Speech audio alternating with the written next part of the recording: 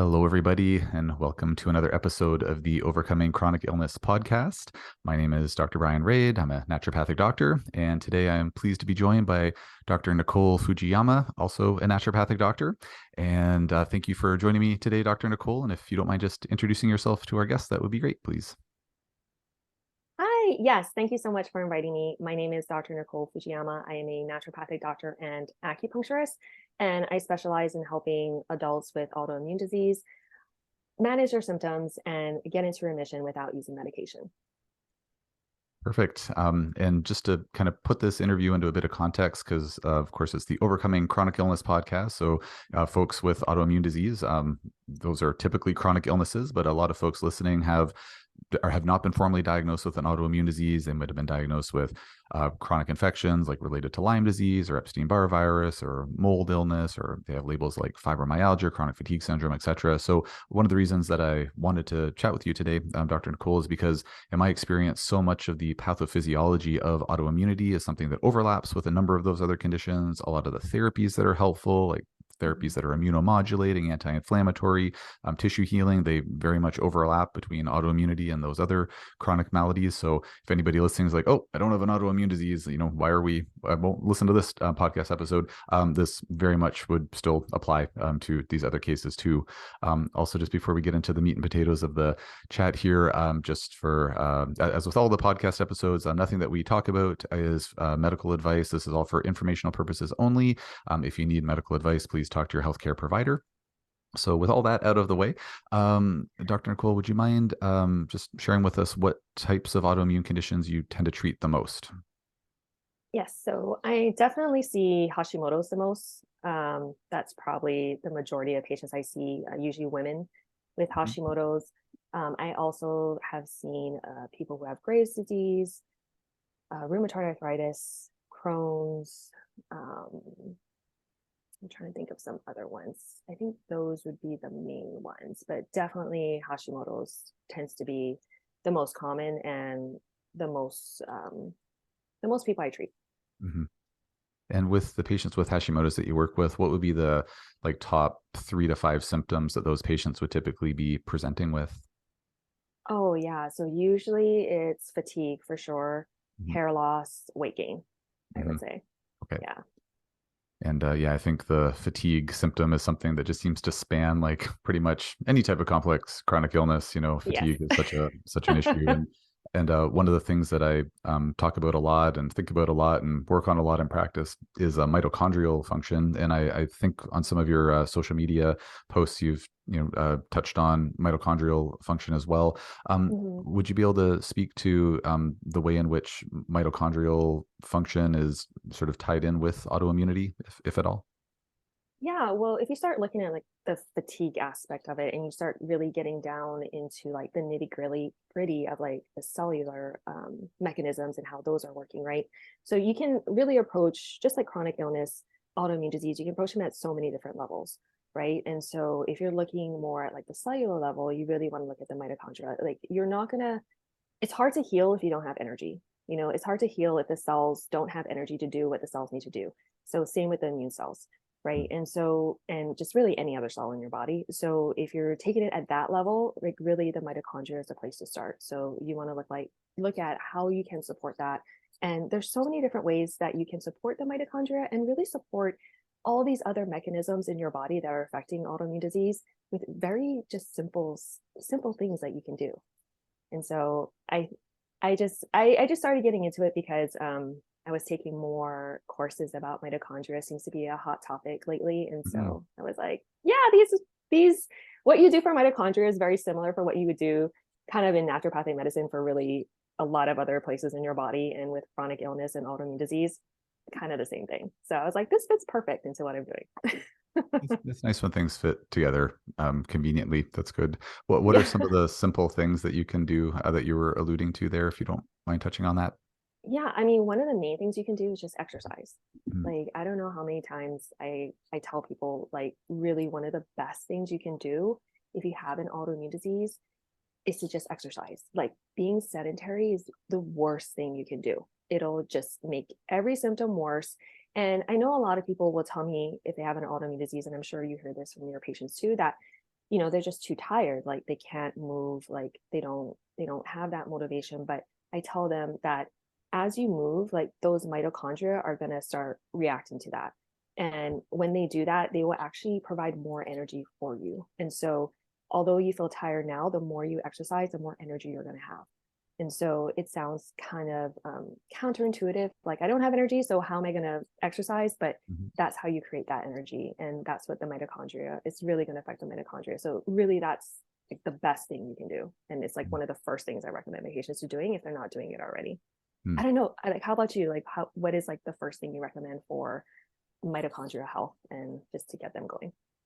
Um, I mean, I think the exercise recommendation is a good one. And as you touched on, so many folks don't feel like they have the get up and go to do it in the first place. And some folks genuinely don't, especially if they have like, say, severe dysautonomias like POTS or, severe pain or something. Like sometimes it's really tough to get appreciable amounts of exercise going.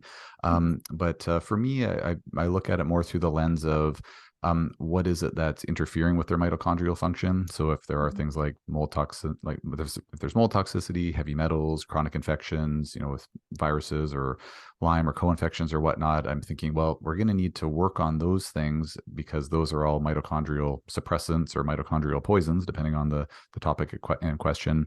Mhm. But as we're working on that, I'm also thinking about what are all the cofactors that are required for the mitochondria to work.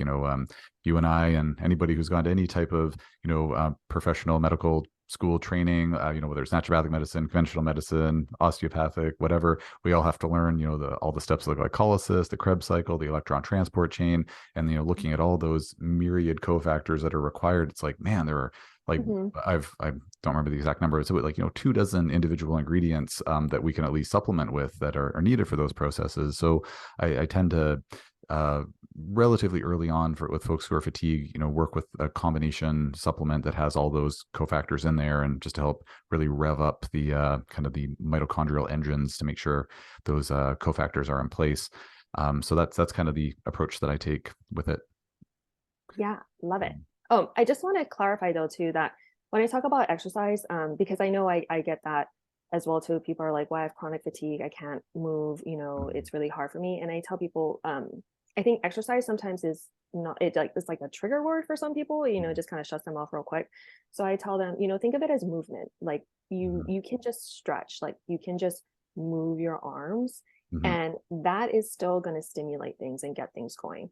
yeah, So I tell people and I've had to do this with people. I'm like, just start where you're at. Sometimes starting is just getting them to stand up and sit down like mhm, multiple times in a chair. And yeah, that's it. And we start from there and we mhm. just work our way up. And so, just for anyone who is triggered by that exercise word, use movement instead. Thank you for saying that. Yeah, I'm sure, despite our caveats, like that was still triggering for some folks for sure, and me too a little bit. I feel like we're so empathetic, with our patients, and it's kind of like, oh, like I feel defensive about that word, but yeah, no, thanks for clarifying. Movement is yeah a good way to frame it.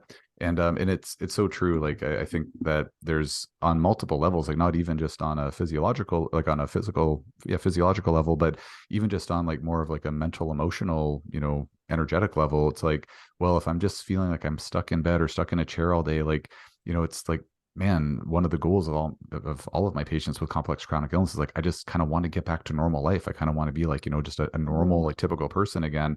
And like, well, normal, Mhm. typical people, like they're, getting up and doing things. So even like just going through those motions of like, okay, yeah, I'm going to stand up, get up out of my chair, get up out of the bed, even if it's just for a second, like, once an hour or something, if it's safe and feasible to do that, like even something like that, like I think is beneficial on a number of levels, even if it's not like quote unquote exercise in a traditional sense. So it's a Yeah. good point. Yeah. That's a win, folks. It's a win. I Like think so. I think if you so. get yeah, if you get up out of that bed and you Mhm. go walk to the kitchen and you walk back, hey, it's a win. Like Yeah. take it. Yeah. And I think you brought up a really good point too. I don't know if you've noticed this too a lot with just the patient population we see, because I see that same kind of mindset with my autoimmune patients is that we have to deal a lot with a lot of that mindset too, right? Because it's Mhm. not just a physical thing that people are going through, it's also a mental, emotional, and it brings a lot of that up. And so at least I find in my practice, I'm dealing a lot more with like that mindset about healing and working on that. I don't know if you encounter that as well too. I mean, of course we do all the physical things and the naturopathic things too.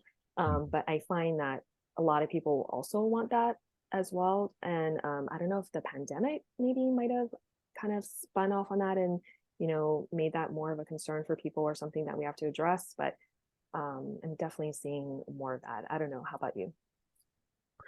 Um, yeah, I think that there maybe is more of like, or in some cases, there's kind of that need to kind of coach people or kind of motivate people a little bit more in that way, and whether we kind of just got used to being like stuck in little pods or something like that, or being stuck, some people getting stuck in their apartments or being more isolated. I think that there's probably an element of that, unfortunately, that's kind of residual from the pandemic, which hopefully is, far behind us and will not be an issue again down the road. But yeah, I sometimes I feel like, oh, like, it'd be nice to like just have a life coach to refer to, or like an occupational therapist to refer folks to help kind of implement some of these things. Because one of the things, I'm sure you see this in your practice as well, like, patients will come in, they've been sick for a really long time, they've, seen multiple practitioners, and they're coming to see you because they've, heard good things about you, or they've seen your, presence on social media, or like they've kind of sort of like, quote unquote, got to know you a little bit, online. And they're like, yeah, I think you might be able to help me.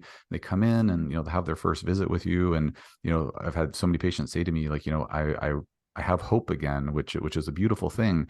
And it's wonderful that we can start inspiring that in our patients. But at the same time, I'm sure that after someone's been sick for, multiple years, if not multiple decades, there's probably quite a bit of subconscious thought patterns of like, yeah, but are you really ever going to be able to get better? Like, you've been stuck in this pattern for so long. Some people have been like sick for, for more of their lifespan than they've been healthy, depending on their history.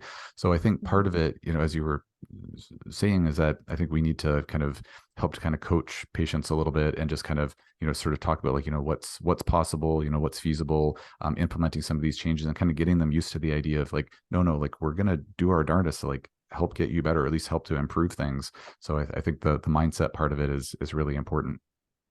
Yeah, for sure. And I think, like you mentioned, it's just setting those realistic expectations, Hmm. especially when it comes to chronic illness like autoimmune diseases. It's like, okay, like this is the goal that you're trying to achieve. Hmm. Okay, let's see where you're at and let's see how realistic that goal is. And Hmm. I I think over time it's become an easier conversation for me to have, but I think it's definitely a harder conversation to have when you Hmm. have someone coming in, because you, like you said, you want to give them hope and you want to keep, that hope alive, but you also want to give them a very, you want to be realistic about the expectations that they can expect from working with Of you course. and from this medicine. Yeah, of Yeah. course. Yeah. Mhm. One of the other things that I saw you posted a couple of times, anyways, on your Instagram is just about the autoimmune paleo diet, and Mhm. I mean, where you're like the autoimmune doc, of course, you must know about the autoimmune paleo diet. So, would you mind speaking to your experience with that? Whether you found it to be helpful? Is it necessary? Where it's relatively strict diet, is like, how often is Mhm. it necessary someone go on a diet that strict? Could you speak to that a bit, please? Yeah, I think I know it's such a hot topic, especially when I talk about the diet. It either like people are like, "Yay!" or they're like, "You triggered me again," or like, it like gets Hmm. people kind of riled up. Hmm. But I just explained to people that the autoimmune paleo diet, it's in naturopathic medicine, food is medicine. So you treat it like this is your medicine. And so it's not a forever thing for some people, but I also let some autoimmune patients know that for you, it could be, because depending on what is going on with your immune system, depending on what kind of food intolerances you have, because I do the Carol Hmm. evaluations. And so, it just depends on their body. So I tend to ease people into the autoimmune paleo diet to see if it does have any effect for them. For some people it does. It's magical almost for them. And for some people it's just not the big trigger that they have. Hmm. They just don't notice as much of a difference. So there's some underlying triggers that we need to then work on and discover. But usually for most people, I would start them on some kind of modified version of it. And it also depends on what kind of autoimmune disease they have. There's research that show that there are certain food immune intolerances that people have. specific to those autoimmune diseases. So if they come in with that autoimmune disease, then I'm going to recommend that they start there and see if it helps them. You know, for a majority of people it does, but there are people that it just doesn't work for. Are there, or could you give a couple of examples of like, pairing a certain food or foods to certain autoimmune conditions, just out of curiosity? Oh yeah, for sure. Well, gluten is a huge one. Sure. So Yeah. gluten, I think in research, of course, celiac disease, Hashimoto's, a lot of the autoimmune thyroid diseases. And it can be really related to any autoimmune disease because it can trigger your immune system for a lot of people, even if you don't have any autoimmune disease, even if you're not gluten sensitive, it can trigger some people. Mm-hmm. So usually that's a really good place I start with people. Of course, with things like rheumatoid arthritis, you want to look at the nightshades, and things like that. Dairy can also be a really big one too for the autoimmune thyroid conditions. And so, yeah, usually those are kind of some of the ones. There are some like kind of odder ones too. I'm trying to think of them off the top of my head if I can remember. But what I tell people is that these are immune intolerances. So a lot of times when you calm the immune system down, like you're able to tolerate these foods again. So, it's not, for some people, it's not a forever thing, but it's also not something that you can just like binge on like every day either, Mm-hmm. once you calm your immune system down and get into remission. Right. Yeah.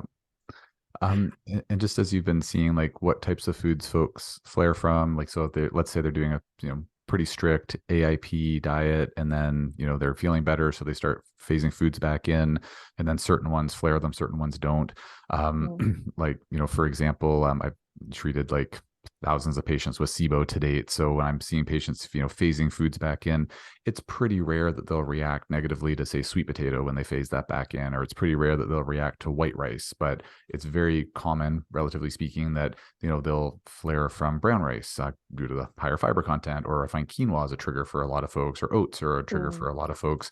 And so I'm just wondering if you've noticed experientially that, like, oh, when patients are phasing back in on their AIP diet, like they tend to react more commonly to X, Y, or Z food, like whether it's eggs or nuts or seeds, or are there any kind of special ones that stand out for what people are more likely to react to, besides, like, say, gluten and dairy, which are obviously big triggers for a lot of folks?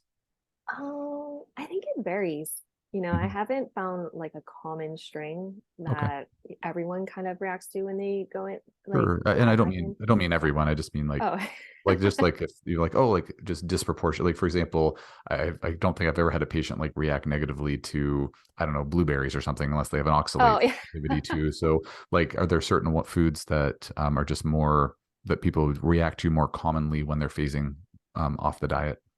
Let me think about this. They react to. Hmm. I think I noticed some people react a little bit more to like nuts and seeds. Hmm. Sometimes it's not always one that I will take out with AIP, but if I Hmm. see like they have a past history involving nuts, or they just tell me that they don't do well with certain nuts, I'll just take Hmm. all of them out and have them reintroduce it. And Sure. sometimes then it becomes more of a positive. They notice the symptoms with that. So I Right. think nuts and seeds have been one. Um, sometimes some grains like corn, Hmm. I notice people will react to too, or they'll just notice that they just don't feel as good when Hmm. they eat those types of foods. Okay. Yeah. Amongst the different nuts, have you noticed, like, I know for me, I've seen cashews, which I guess are Yep. technically the seed of a fruit, but we still kind of lump them into the nut category. And my understanding is they're quite high in histamine. Like, I've found that cashews maybe are a more common trigger for folks than other nuts, Hmm. but and then, peanuts, again, not actually a nut, actually a legume to my understanding, also high in histamine. Have you noticed certain nuts seem to be better or worse tolerated than others? Yeah, so I see a lot. So when I do the food immune reactivity tests, I definitely see cashews come up for a lot of people, almonds Mhm. for a lot of people, which I Hmm. think is really interesting. Mhm. I think those would be like the main two I see. Okay. Of course, like, actually, I don't really see peanuts that much, which is Hmm. interesting. Hmm. I see more cashews than almonds. Hmm. Okay. Great. Yeah. Yeah. And just, I guess, one last question, kind of around the diet side of things. Are you familiar by chance with the work? I was meaning to double check his name, but I'm 99% sure it's Alan Christensen, ND. Yes. Yeah. Have you tried like do you have any opinions or experience with like the super sorry, for background reference for folks, Alan Christensen, naturopathic doctor from the US.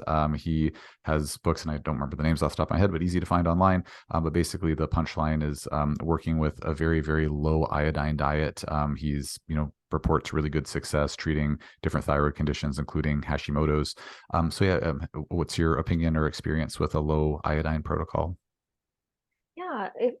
So when people come in with like Hashimoto's, it's definitely something I will consider. I don't, so it's kind of I've been looking at research on that and I've had some people say like iodine, it's more like excessive iodine that will trigger Mhm. these autoimmune thyroid conditions like Hashimoto's.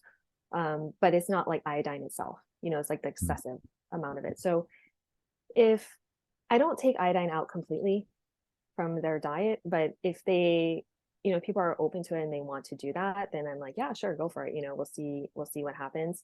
But I do still want them to get some iodine, but just like again, just not excessive amounts. So if they are having a lot of iodine in their diet, then I will start to reduce that.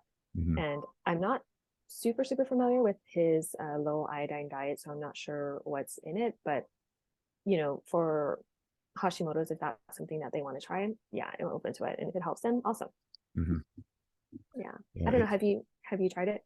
I've recommended it to a few patients. Yeah, I Mhm. was really fascinated by his book, and then just on some of the online clinician groups that I'm part of, like on Facebook clinician groups and whatnot. There are a couple of clinicians who are like, "Oh, I've used this with quite a few patients. We've successfully, like, got rid of their antithyroid antibodies. Like they're doing great." It's like, "Oh, wow, that's pretty great."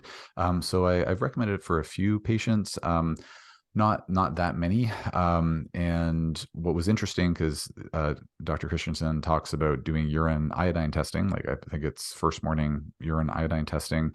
And what was interesting is the level of iodine, like, so patients would go on they test their baseline, and if it was, too high based on sort of the criteria he sets out, then, we'd look at their diet, look for sources of iodine. They'd go on a low iodine diet, we retest, and some patients got their iodine down to like rock bottom low levels.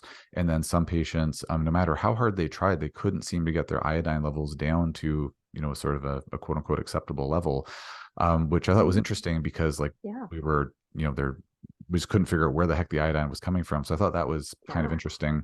And I don't know if they were storing lots of iodine or something. And I don't really Mm, know exactly how it all played out. But with the patients, yeah, I had a couple of patients where there seemed to be some improvement, but not a huge number that I tried it with in the first place. And some folks like tried it for a while and just didn't see any difference. But I don't think I have enough experience with it to really pass judgment on it. But I was just curious if it had come across your radar, since you do a lot of autoimmune work, especially with Hashimoto's. So thanks for the feedback on that. yeah. One other question I have for you, kind of getting off the topic of diet, is so as you're well aware, there's been research, information in the research literature for a long time linking certain microorganisms to certain autoimmune conditions. This, for folks listening, there's this phenomenon called molecular mimicry, where essentially certain parts of microbes kind of look like certain parts of our bodies. And sometimes if those microbes are too prevalent or they get into the wrong places in the body, the immune system starts to freak out, starts to make a response to them. And if the circumstances are just right, or I guess just wrong from a patient perspective, then the immune system will say, "Oh, that body part of that microbe looks like that joint cell or that thyroid cell or whatever," and then suddenly the immune system starts reacting to the person's own body, and of course that's autoimmunity. So there are these links between, say, the bacteria called Proteus mirabilis and rheumatoid arthritis, or Mycoplasma pneumonia and rheumatoid arthritis, or Klebsiella pneumonia and ankylosing spondylitis, and there's a bunch of these links. So again, just background history for folks listening. So I'm wondering, in your experience, Dr. Nicole, have you found it to be important to treat for those, causal microbes, or is it more that like they were a trigger and they kind of like set the fire, but then they ran away and just kind of left the aftermath, and you don't really have to treat those microbes directly? Yeah, definitely both. So it just depends on what's going on with the patient. So if they have an active infection, or like, if I look at their labs and still see that they have some sort of chronic infection going on, then it's like, okay, we need to find that and we need to take care of that and figure out what's going on. And then of course treat that. If they had an infection and it's not really showing that they have an ongoing chronic infection or an active infection, then it's like, okay, then that infection came, it triggered your immune system. Your immune system took care of it, but then it left kind of, like you said, this aftermath. And so now we have to deal with that aftermath and calm things down. And then also with those chronic infections, they also have cross reactions too. So they'll cross react not just with certain organs or tissues in your body, but they could cross react with like foods, other things you're eating, toxins, like you said, other infections. And so now we got to look for those things that could possibly be triggering that reactivation of your immune system, thinking that it's those infections. And then we have to take care of those and figure out what those are. So and I'm sure you feel like this a lot too when you work with your patients. It's a lot of times we're just detectives and we're doing a lot of trial and error, trying to figure out, okay, is this the thing that's triggering this and causing these symptoms? And okay, great, like we figured that out. And if it's not, we're like, okay, we need to figure out what else is going on, or maybe it's two things going on at the same time. We have to treat both at the same time, and that is what does it. And so I think it's a lot of in my experience, it's a lot of trial and error. And I think explaining that also upfront to patients, like, hey, I don't know how your body's going to react to this, but this is what the direction I feel like we should go and where I think you would benefit. Do you want to do that, or would you rather do this instead? Yeah. I mean, obviously, engaging the patient in the process is really important because they're the ones that have to do all the work. Checking in, and I kind of like, I don't know, I look at it from the perspective of, when there's, we as you touched on, like, yes, there is trial and error. It's nice if we kind of flower it up by saying like, well, like, our leading hypothesis is this, but at the end of the day, it's like, we're just really like, with all the objective or all the evidence that's available based on our experience, we're just making our best guess in terms of like, what should we do next? And thankfully, objective lab tests help us to better guide those decisions, as best we can. But it's also, I think, just really speaks to the fact it's really important to be a really discerning, observant clinician, because we need to be on the lookout for like, is this helping? Okay, if it's helping, great. What does that tell us about the next step? If the patient's not fully cured yet, this is helping, but they're not 100% yet, well, does that give us insight into what the next step probably should be? But yeah, it's a lot of touch and go and back and forth. It's I would never want this to be my practice, but I do every once in a while, like, envy folks who just have like more of a like, oh, we're just going to work on, I don't know, like not complex chronic health conditions, things that are more straightforward. I think back to my earlier years in practice where like I just had like simple cases, people getting better left, right, and center so easily. It was like, oh, let's, fix that IBS, let's fix that chronic headache thing. But it's obviously very rewarding and more exciting to, deal with complex chronic illness.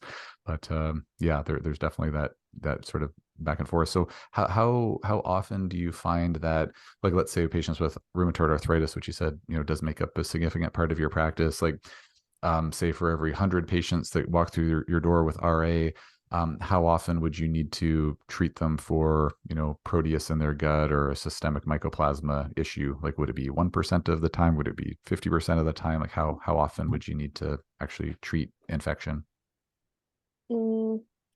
In my practice, it's actually a lot lower, and it's not because it's not there, but I think it's just because a lot of times they just don't get evaluated for it. Even if I make the suggestion, so I'm California, so my scope of practice is a little bit different, and I've been coming up against this a lot lately, and it's very frustrating for me and also the patient. But when either I will recommend them to get these labs done, as a way to screen to see if this is something that could be triggering the rheumatoid arthritis.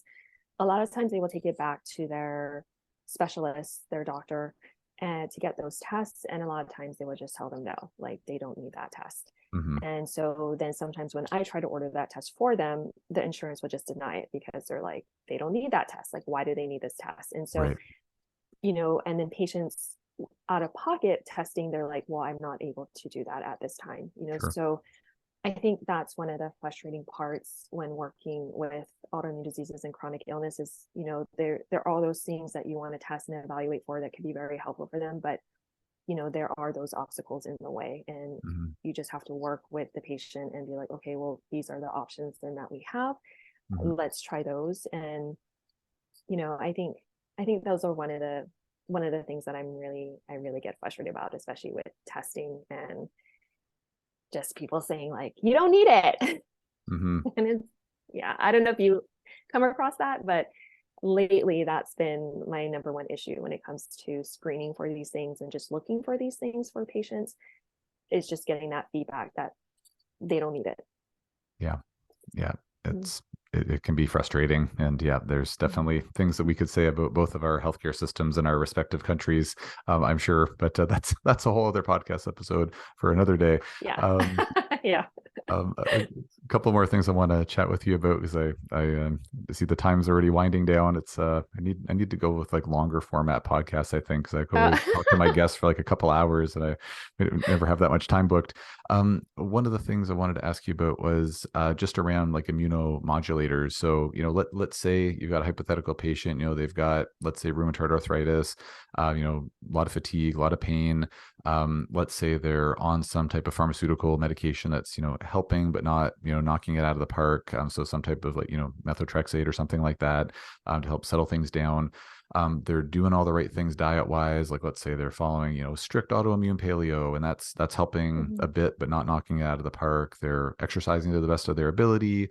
They're taking care of their, mental emotional health. They have a good family life, no trauma. This is like a Mhm. hypothetical patient, because hard to find patients who are fitting that bill, unfortunately.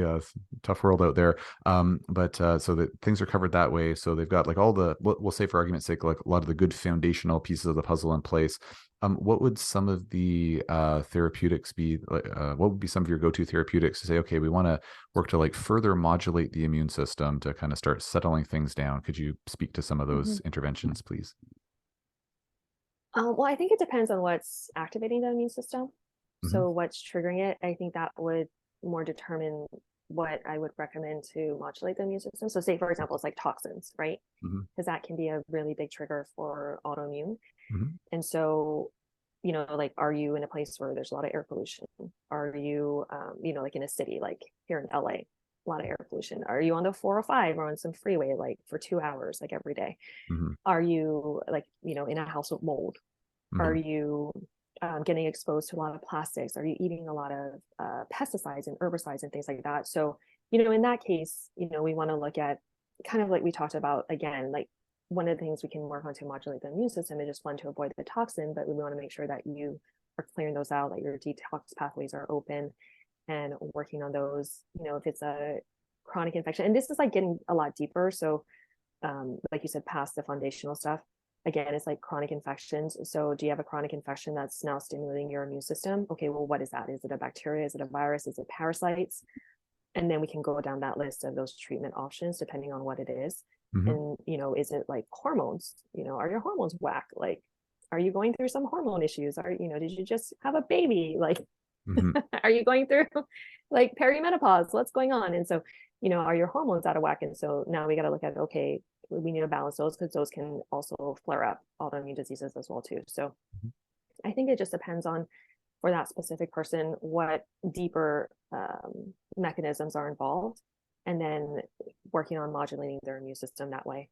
But if they're like certain herbs, I don't know. I love herbs. Herbs are kind of my jam. I really like them. So there's certain herbs that work really well to help modulate your immune system, and a lot of things that you can just do naturally as well Hmm. too. And I just want to, oh, and antioxidants. Love, love, love antioxidants. Like I feel like people just can't get enough antioxidants. So, if I had to choose one thing, I don't know if it's very immune modulating, but I think it is because it helps with inflammation. But antioxidants, like, just load up on that. Although this is not medical advice. No, no, no. Yeah. Theoretically, talk to your doctor about loading up on antioxidants, maybe. Yes. Um, what are some of the herbs that you find to be helpful for immunomodulation? I love curcumin. I think a lot of, I don't know, I love curcumin. For some people, I just like load them up on that. Hmm. Um, let me think. I think I use a lot of adrenal herbs as well too. Mm-hmm. to help. I don't know if that's very immune modulating, but they do affect the immune system. So, like astragalus, Mm-hmm. um, things like that. And what else do I use? My brain is like going to acute immune things. So I was thinking about a lot of lung herbs like Mm-hmm. elecampane, and it's kind of going there, but those are more for acute things, They are. like infections and things like that. But I'm trying to think of just general herbs I use. My brain just kind of went off blank. Wait, what herbs do you use? Maybe that'll start triggering me a little bit more. Um, I mean, for immunomodulators, Chinese skullcap is probably at the Oh, top of that's a my good one. list. Mm-hmm. Japanese knotweed is an immunomodulator. Mm-hmm. Yeah, and I tend to kind of be a little more biased towards like the herbs that sort of overlap with treating chronic infections like Lyme and co-infections and things like that as well. Kudzu is another immunomodulator I use a lot. Red sage is another one. And then there's, I think, all the medicinal mushrooms like reishi and Coriolis and Yeah. Oh, mushrooms. Thank cordyceps. you. Yes. Mhm. Yes. Yep. And then as the Japanese knotweed is that what they use for resveratrol? Am That I is thinking a about that source right? of resveratrol. Yep. Yep. Okay, yes. Yes. So I use that a lot as well too. Hmm. Um, skull cap is a great one. Hmm. I think just for infections in general, I think I don't know if I'm saying this right. Istasis. I always like Isatis. mess up that Yeah. herb. That's how I Yeah. say isatis. Yeah. Nobody's actually ever told me how to phonetically say it, but I think I've usually heard it as Yeah. isatis, but yeah, it's one of my Yeah, favorite. I say that on my yeah, I really like that herb too. There's so many good herbs, There are. honestly. So many good herbs. Yeah. And you can use them for so many different things. And I always forget about mushrooms too. So thank you for bringing that up. But yeah, Mhm. mushrooms are amazing for immune modulation. Yeah. That's great. So if I'm paraphrasing correctly here, so patient has all their foundational factors in place, like diet, lifestyle, mental, emotional factors, like, things are being addressed there properly. Then you're also addressing, well, what are the root cause factors, whether it's toxins or, mold toxins or infections or whatnot. So working on those things. And then if you want some additional immunomodulatory support, then you'd be thinking about herbs as kind of one of your go-to adjuncts to Yes. kind of help facilitate things further. Is that a fair synopsis? Yes. Herbs or Chinese herbs, Mhm. depending on the situation and what they want to take. Mhm. Yes. But yeah, I love herbs. I try to use herbs in pretty much all my patients. I think they're just great medicine. They are. And for a while I forgot about them. And so I've been adding them back in, and I really love them. And I also been using a little bit more undas. Hmm. I was recently learning about undas and opening up those pathways as well too. So I think that's been also really helpful as well. Great. Yeah, it's funny how in practice, like I've said the same thing before. It's like, oh yeah, I kind of forgot about that thing. It's like, oh, I used to do that Yeah. all the time. And, it's just there's so much out there and we're always learning new things. And, just yeah, folks listening might be thinking like, how did you forget about herbs? It's like, well, there's a lot out there. And Oh, we get yes. into certain patterns and this and that. And yeah. But no, that's Yes. great that you remembered the herbs. I've forgotten a lot of things. Like even you just asked me, I'm like, what are the herbs I just used the herbs. No, I can't even remember them. Like Mhm. it's Yeah, I find it. amazing what you forget. It's yeah. There's a lot to keep track of, but it's all good. We remember eventually. Um, one one or two other quick questions here just before we start wrapping up, please, Dr. Nicole, if you don't Okay. mind. One thing that came across my radar not long ago, I was reading a issue of the Townsend Letter, and there was an article about this. And then I read the full journal article, and it just kind of really blew my mind. Have you ever heard of something called the Coimbra protocol for treating vitamin D receptor resistance before? No, but I Okay, would love that article. I'll forward you I the link to it.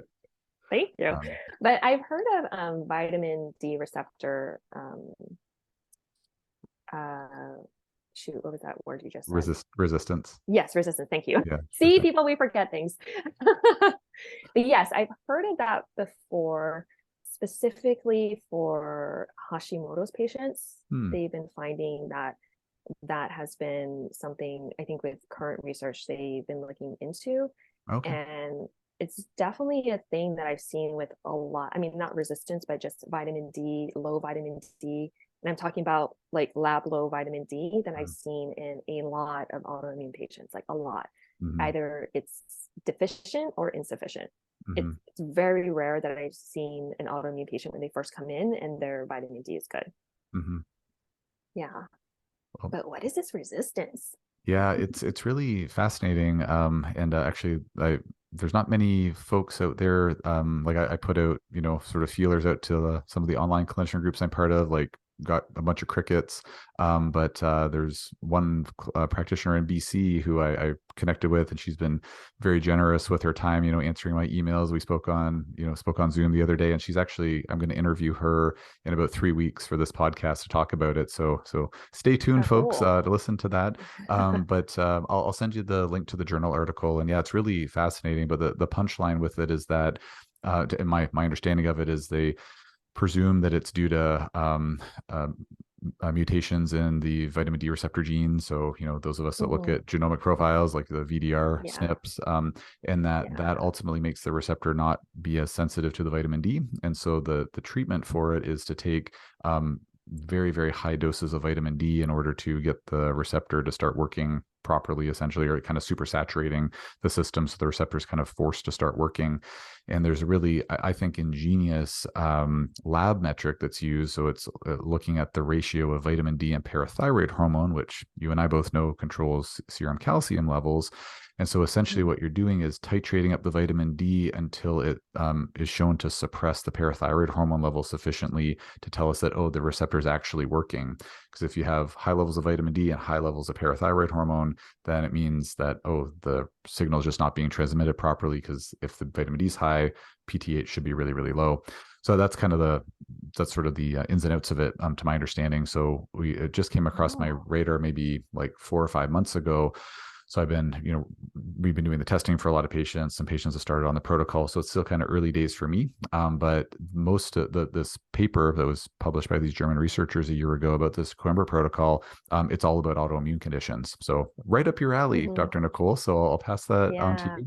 And yeah, Thank the you. doc I was talking to, she said it's just been a game changer for her practice. So I'm excited to pick her brain a little bit more in a few weeks, and share more Oh, information with cool. listeners. But yeah. So, anyways, I'll send that link to you after we finish chatting. Oh, Um, awesome. Thank you. so you're welcome. My pleasure. Well, the one thing I have to ask you about, because via social media, I learned that you do Brazilian Jiu-Jitsu, as I Yeah. do as well. And Oh, so awesome. could you just quickly either like do a plug for why everybody should do Brazilian Jiu-Jitsu because it's amazing, or how I don't know how you got into Jiu-Jitsu? Could you say something about it? Because I've never had a chance to talk about Jiu-Jitsu on the podcast. It's never came up Oh, all organically right. before. So would you mind just talking about BJJ for 1 minute or so, please? Yeah, let's do it. Yeah, so I love it. I probably will keep doing it for the rest of my life. I started it because I actually stopped dating this guy. He was actually really rude and pretty much ghosted me. And I was like, you know what? I'm gonna do jujitsu. A So good revenge. I yeah, I was driving past the jujitsu place like almost every day for like years. And I think that was just finally the catalyst that I was like, I'm going to do this for me because Mm, I wanted to do this. And it was scary, because it's a lot of men usually that is in there. often. And I thought, oh no, it's just going to be like a bro fest and it's just going to be very intimidating. But when I started, it actually wasn't. And they're very conscious about that. And so they really make an effort to make the women there feel comfortable and make sure that they feel comfortable in those spaces. And I really appreciate that. And I've learned so much. I love it. And there was actually a post that I put on my Instagram where there was someone who said she had an autoimmune disease and she started BJJ and she went into remission. There we go. It's the new Yeah. autoimmune cure. That's amazing. Yeah. So, and she was in a lot of pain, folks. She was in a lot of pain, like everything hurt. And for some reason, like her friend convinced her to do BJJ, and she was like, the pain started going away. Her Amazing. autoimmune went into remission. Yeah. Amazing. So, yeah, you guys, if you haven't tried it, do it. There's schools out there that they'll take you step by step. So don't think you'll just get thrown in there and you have to like choke someone out. That's not going to happen, you know. They'll take you step by step. You don't worry. You know, like 1% of people are going to be disappointed that you said that. It's like, oh, I wanted to choke somebody out on the first day. But I think most people will be relieved to hear you don't have to choke anybody out on the first day. That's Yeah, good. sorry to disappoint the 1%, but Okay, they'll be fine. yeah. Yeah, I mean, you might, you might. Yeah, you you know, never if know. you, Actually, the first yeah, school I started training at, actually, it was pretty much just throw you into the fire. It was yeah, pretty intense. But I've trained at several different schools, and yeah, all of them except for that one, it's been very methodical. And I've had the same experience kind of by proxy, like just seeing that there's a really good culture around, like if men are training hmm with women, it's been very respectful and appropriate and all of that. And a lot of the gyms, maybe not a lot, but some of the gyms do have women only classes if that's someone's yes, preference too. So, but yes, yeah. Well, thank you for definitely. speaking to the BJJ. That's I appreciate Yeah, it. do it, folks. It's It's worth so it. much fun. It's worth it Yeah, if it's something you want to you, try. Um, so, yeah. Dr. Nicole, thank you so much for speaking with me today. Just before we wrap up here, could you just let folks know how they can get a hold of you if they want to work with you, or if you have any online offerings? I believe you have a book that I saw a link to on your Instagram Yeah. page. So could you share a bit? Whatever you pass on here, I'll put in the show notes so patients or folks rather Oh, can thank you. listeners can access this. So, Thank what do you. you have Yes. going on? You can find me on Instagram at Dr. Nicole ND. And you can also, and I have a link to everything that I have available, all the offerings I have right now. I have a 21-day program that I'm going to be starting soon. So for anyone who's interested in those things and anyone interested in working with me, you can find all that information there in my bio. And you can also contact me via my website, which is just drfujiyamand.com. And there you can reach out to me, or if you're interested in working with me one-on-one, then it has information for you there to follow as well too, and to get in touch with us, and we can start that process. Wonderful. And could you just say your Instagram handle one more time? It kind of glitched for a second. I just want to make sure folks can hear it. Oh, sure. It's at Dr. Nicole ND.